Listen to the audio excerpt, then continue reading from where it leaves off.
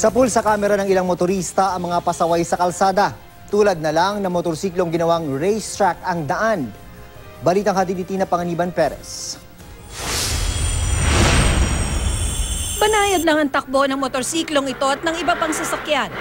Nang biglang parang kidlat nung sumulpot ang isa pang nagmamadaling motorsiklo. Wala na ngang helmet ang rider, wala pang pakundangan kung mag-overtake. Sa isa pang video, atat na atat namang mag-overtake ang driver ng kotse.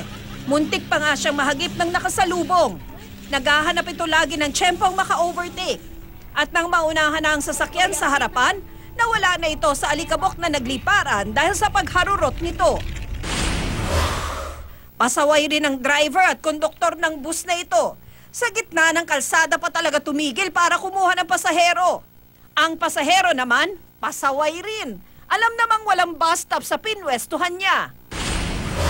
Marami rin netizen ang nainis sa mga sasakyang smoke belcher. Sabi nga ng isang netizen, paano nakapasa sa emission test ang ganito kaitim na usok? Sa ilalim ng Clean Air Act, posibleng umabot sa halos 6,000 piso ang multa para sa smoke belching.